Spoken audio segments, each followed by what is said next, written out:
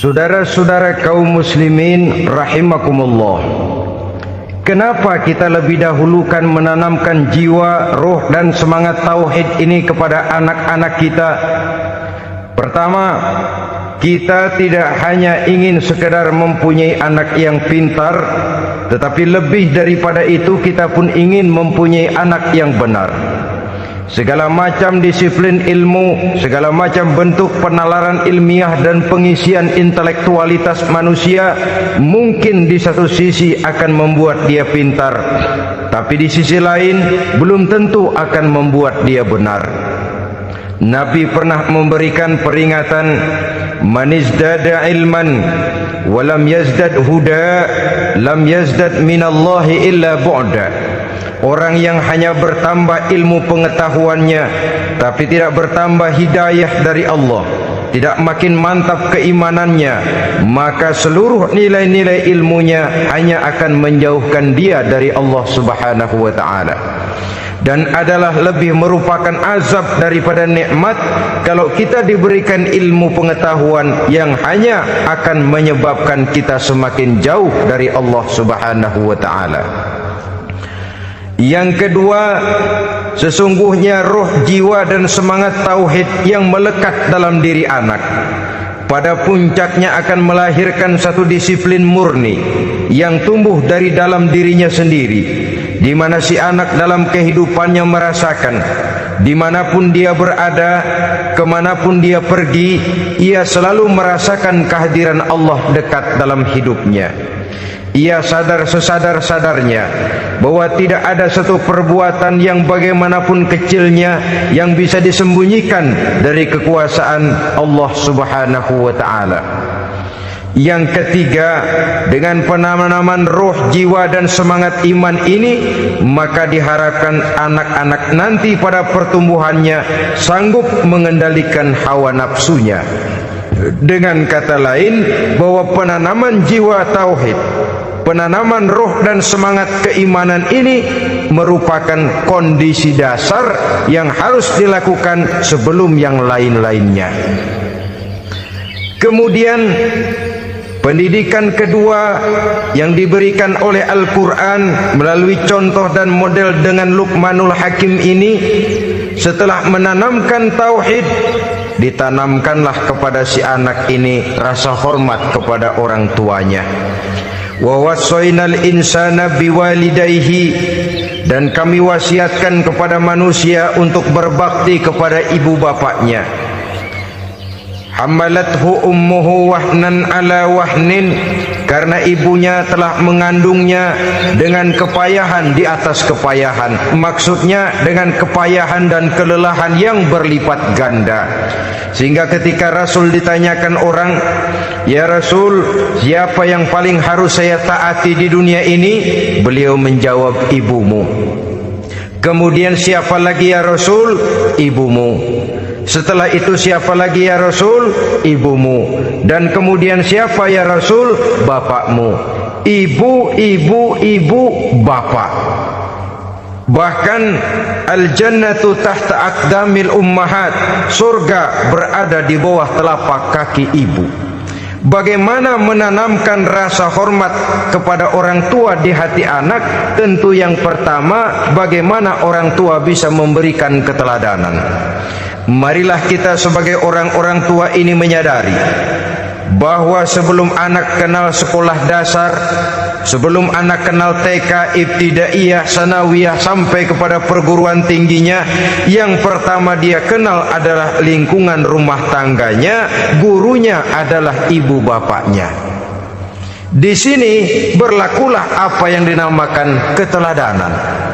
Keteladanan jauh lebih berhasil daripada sekedar teori-teori yang muluk. Keteladanan jauh lebih berhasil daripada berbagai macam indoktrinasi dan penataran. Kurangnya keteladanan akan menyebabkan anak mencari pola. Apabila kita orang tua ini tidak bisa memberikan keteladanan yang baik kepada anak-anak kita, maka pada suatu saat anak-anak akan menganggap enteng dan kehilangan wibawa kita sebagai orang tua di mata mereka. Dikala itu akan sangat sulit kita membentuk kepribadian mereka. Bukankah di zaman sekarang ini kita banyak mengalami krisis wibawa, krisis figur? Ada yang karena rapotnya merah melulu, gurunya dikeroyokin. Pak guru pulang sekolah dicegat. Bahkan nyaris ada orang tua pernah dibunuh oleh anaknya sendiri. Dan lain sebagainya, kasus-kasus yang sebenarnya tidak perlu terjadi karena memang bukan saja bertentangan dengan nilai budaya kita sebagai bangsa, tapi juga bertentangan dengan ajaran agama kita sendiri. Krisis wibawa, krisis figur, yang juga akibatnya harus kita sadari banyak faktor yang membentuk kepribadian anak. Pergaulannya, yang dibacanya, yang ditontonnya, yang disaksikannya di dalam kehidupan. Benar kita menyekolahkan mereka, tapi berapa jam mereka di sekolah? 6 jam, 7 jam paling lama. Sedangkan mereka hidup satu hari satu malam 24 jam. Kalau cuma 7 jam di sekolah, ini berarti lebih banyak dia di luar sekolah. Dan di luar sekolah itu artinya ya rumah tangganya, ya temannya, ya lingkungan di mana dia tinggal, yang seluruhnya sangat besar pengaruhnya dalam ikut membentuk kepribadian anak-anak kita. Saya katakan tadi, di samping kita menghadapi perang akidah, kita pun berhadapan di dalam perang menghadapi peradaban dan kebudayaan yang bukan saja menjauhkan kita dari agama, tetapi sanggup menghancurkan moral daripada anak-anak kita. Secara pribadi, saudara-saudara, saya iri, saya kagum misalnya dengan kemajuan yang diperoleh oleh negara tetangga kita, Jepang misalnya. Padahal tahun 45 ia pun hancur lebur oleh meledaknya atom di Hiroshima dan Nagasaki. Tapi bagai satu tenaga raksasa kemudian Jepang bangkit menjadi satu negara superpower di Asia. Bahkan gurunya saja Amerika sekarang ini kewalahan menghadapi perang dagang dengan Jepang ini. Dan yang menarik, Jepang bisa maju dan modern dengan tetap menjadi Jepang, tanpa harus kehilangan identitasnya sebagai satu bangsa, tanpa harus kehilangan kepribadiannya sebagai satu bangsa. Sebagai negara yang sedang berkembang, kita sering latah. Kita ingin meniru Barat, tapi bukan teknologinya, westernisasinya yang kita tiru. Bukan isinya, kulitnya yang kita ambil. Akibatnya apa? Modernnya belum, orangnya sudah Barat. Bergaulnya sudah cara Barat, berumah tangganya sudah cara Barat, berpakaiannya sudah cara Barat, mendidik anaknya sudah cara Barat. Di mana ketemu orang tua cukup hello daddy. Kulitnya kita ambil, sementara isinya kita campakkan. Ironi dan menyedihkan. Padahal kita sesungguhnya bisa maju dan modern, bisa mengejar segala ketinggalan dan keterbelakangan kita dengan tetap menjaga nilai-nilai luhur budaya kita sebagai satu bangsa, mengambil isinya, dan kalau memang tidak perlu lalu mencampakkan kulitnya. Pengaruh peradaban dan kebudayaan yang menghancurkan moral daripada anak-anak kita oleh pesatnya arus teknologi, oleh pesatnya arus komunikasi, di mana hal-hal yang terjadi di belahan dunia lain dapat kita saksikan hari ini juga melalui layar televisi. Yang terjadi di Amerika, di Eropa, di Afrika, di ujung dunia yang paling ujung sekalipun, di ujung dunia yang paling ujung, hari ini kejadian, hari ini sudah bisa kita saksikan. Pesatnya arus komunikasi, kalau jatuh ke tangan anak-anak kita yang belum mempunyai filter daya saring positif, akan dicerna oleh mereka tanpa memilah dan memilih. Akibatnya orang kampung bilang kelolodan. Makan nggak dikunyah lagi, tentu saja akhirnya kelolodan. Dan kalau sudah kelolodan, menyusahkan kita seluruhnya. Oleh karena itu, budaya menghormati orang tua perlu dijaga, perlu dipelihara dan diwariskan kepada anak-anak kita. tali silaturahmi sehingga ada respeknya kepada orang tuanya. Jangan bapaknya dianggap CS, ibunya dianggap CS, kakeknya dianggap CS. Hilang rasa respek, hilang rasa menghormati. Sementara orang tua sendiri tidak bisa memberikan keteladanan, kurang mendapat perhatian dan lain sebagainya. Apalagi kalau baik ibu maupun bapak adalah orang-orang karier yang setiap hari sibuk menghadapi tugas masing-masing. Bapak sibuk rapat, pindah kantor sana kantor sini, ibu sibuk arisan, besarlah anak-anak di tangan pembantu dan lain sebagainya, sehingga dia merasa kurang mendapat perhatian, dan ini akan ikut membentuk warna dari kepribadian yang dimilikinya. Sampai kepada pelosok-pelosok desa, jaringan televisi memang menguntungkan. Tapi kalau sudah sampai kepada menayangkan budaya-budaya yang tidak sesuai dengan pola di mana mereka tinggal, pola lingkungannya, dan ingin mereka terapkan dalam kehidupan, ironi dan menyedihkan. Maka sering dikatakan, jikalau ABRI masuk desa, rakyat beruntung. Jikalau listrik masuk desa, rumah jadi terang. Jikalau koran masuk desa, rakyat jadi cerdas. Jikalau hakim masuk desa, rakyat lalu sadar hukum. Tapi jikalau maksiat dan munkarat masuk desa, minuman keras masuk desa, judi masuk desa, pelacuran masuk desa, rakyat tentu kiamat. Dan kita harus punya budaya untuk memilah dan memilih, mempunyai filter untuk jadi daya saring positif. Oleh karena itu, saudara-saudara, tahap kedua setelah menanamkan jiwa tauhid kepada anak, tanamkan rasa hormat kepada orang tuanya.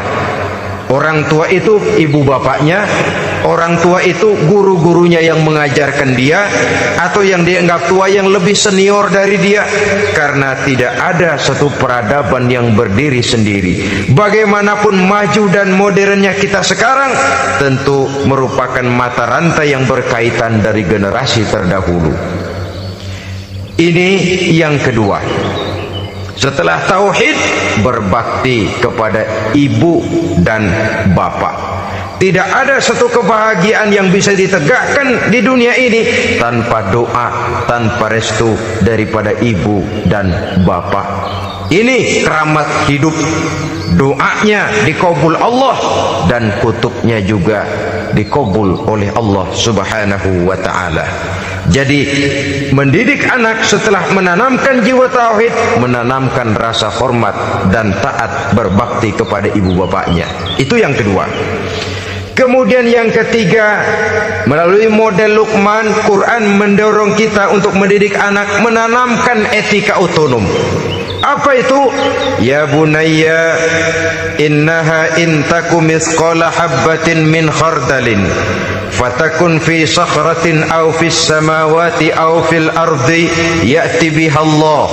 Wahai anakku, sesungguhnya kalau ada satu kebaikan yang kamu kerjakan, kecil, tidak nampak oleh pandangan mata yang zahir, yang kecil itu tersembunyi di puncak langit, di dasar bumi yang paling dalam, atau di tengah batu hitam sekalipun, Allah pasti mengetahuinya dan pasti akan memberikan balasan yang seadil-adilnya. Pendidikan apa ini? Pendidikan moral, menanamkan etika otonom. Nah, kau berbuat baik jangan karena dilihat orang. Kau tidak mau melakukan kejahatan jangan cuma karena ada polisi. Kalau ada polisi kau tidak mau jahat, kucing juga begitu. Coba lihat kucing, taruh ikan asin di piring kaleng, tongkrongin. Aduh, kucing kalem, sopan, tenang. Sedikit kita lengah, habis ikan digarap. Tapi ditanamkan satu kesadaran, kemanapun kau pergi, nak, apapun yang kau kerjakan, tersembunyi di tengah batu, di dasar bumi, di puncak langit, Allah pasti tahu.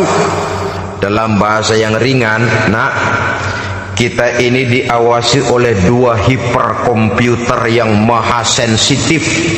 produksi langit, mereknya Rokib dan Atid. Itu komputer yang sangat peka dan sensitif. Jangankan kita berbuat, kita berniat baik saja, komputer sudah nyatat sendiri.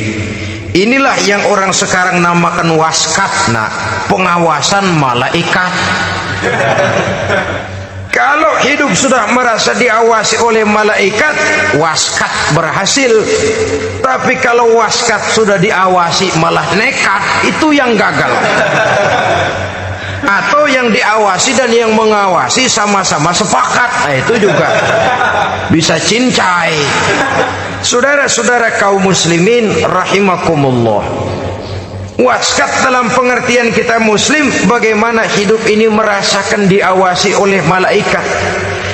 Intelektualitas yang tinggi sekalipun, IQ yang nilainya plus sekalipun, disiplin ilmu yang bagaimanapun banyak yang memenuhi benak kita, tanpa diiringi oleh etika otonom, orang sering mencari celah dan kesempatan. Mencari celah dan kesempatan. Tapi kalau sudah merasa kemanapun saya pergi, dimanapun saya berada, kebaikan bagaimanapun sekecilnya saya lakukan, toh Allah pasti akan memberikan balasan. In khairan fa khairun, wa in syarran fa syarrun. Jikalau baik, baik balasan yang kita terima. Jikalau jahat, jahat kejahatan yang kita terima. Kalau sudah ke arah ini kita berpikir, maka sesungguhnya kalau kita berbuat baik kepada orang lain, hakikatnya kita sudah berbuat baik kepada diri kita sendiri. Lalu tidak ada merasa rugi berbuat baik kepada orang, karena manakala dia melakukan kebaikan kepada orang lain, artinya dia sudah berbuat baik untuk dirinya sendiri. Jadi setelah tauhid, kemudian berbakti kepada ibu bapak, yang ketiga baru pendidikan tentang akhlak, tentang moral. Pola ini yang sering terlupakan oleh kita, bahwa bagi kita itu pendidikan tidak lain upaya mencerdaskan otak anak. Jangan sampai sebab ini kelihatannya pembangunan makin maju, persaingan hidup makin tajam, tensi ekonomi semakin tinggi, sementara jumlah tenaga kerja dengan lapangan kerja yang tersedia jauh dari mencukupi. Jikalau tidak membekali anak dengan pendidikan yang menunjang lapangan pekerjaan, orang tua khawatir, takut sekali anaknya jadi gelandangan. Dikhawatirkannya kehidupan dunia ini, sementara dia lupa kalau anaknya bisa jadi gelandangan di akhirat. Padahal selama-lamanya gelandangan di dunia paling seumur manusia itu 60 tahun, 70 tahun lah umur orang sekarang. 70 itu sudah luar biasa itu. Tapi kalau harus menggelandang di akhirat, menjadi gelandangan di akhirat, alangkah menyedihkannya. Apakah akan kita korbankan satu kehidupan yang langgeng, abadi, cuma karena tertipu oleh fata morgana dan kamuflase? Kita korbankan yang sedikit, kita korbankan yang besar karena kita memilih yang sedikit. Dalam bahasa Al-Quran memang pernah diceritakan hidup ini hakikatnya perlombaan, saudara-saudara. Perlombaan. Dan di dalam perlombaan itu ada yang menang, ada yang kalah. Al-Quran lalu memberikan peringatan, alhaakumut takatsur, kamu telah lalai karena berlomba-lomba memperbanyak harta, mempertinggi pangkat dan kedudukan, hatta zurtumul maqabir, sampai kamu akan masuk ke liang kubur baru sadar. Apalagi kalau nafas sudah sampai di tenggorokan, persis Fir'aun sudah tenggelam di lautan merah, mau mampus, baru dalam sekaratnya amantu bi Rabbi Musa wa Harun. Kalau begini caranya, saya juga percaya kepada Tuhan Musa dan Harun, percaya kepada Allah. Sudah mau mati, baru amantu bi Rabbi Musa, kami percaya kepada Tuhan Nabi Musa, kata Fir'aun.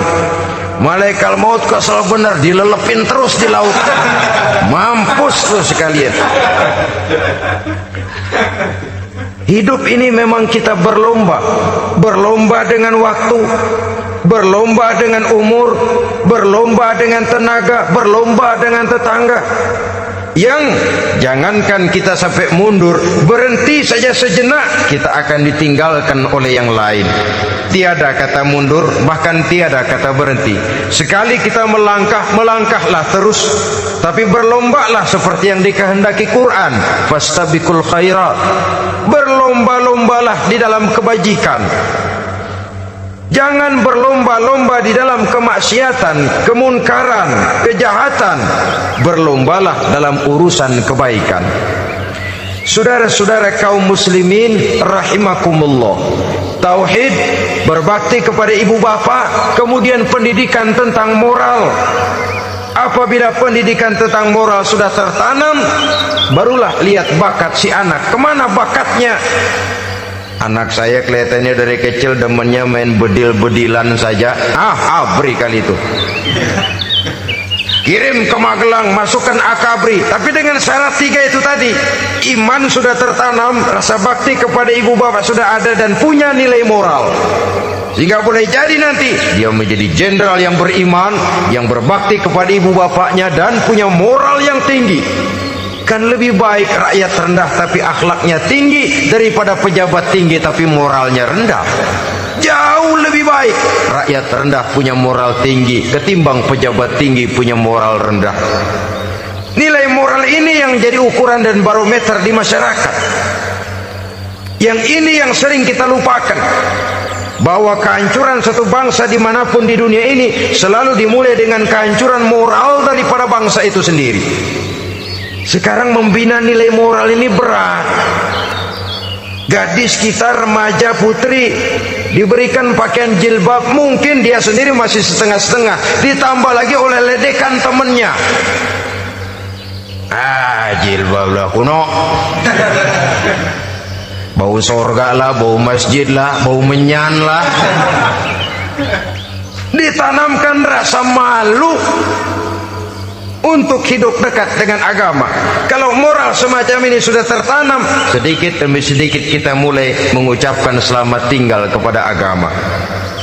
Dan kemalangan apa yang lebih malang kalau kita sudah jauh dari agama ini? Bukankah Islam telah menyelamatkan manusia dari penyakit jahiliyah dan membawanya kepada satu kehidupan yang maju dan modern? Kalau kita tinggalkan Islam ini, bukankah artinya kita akan kembali kepada satu zaman jahiliyah?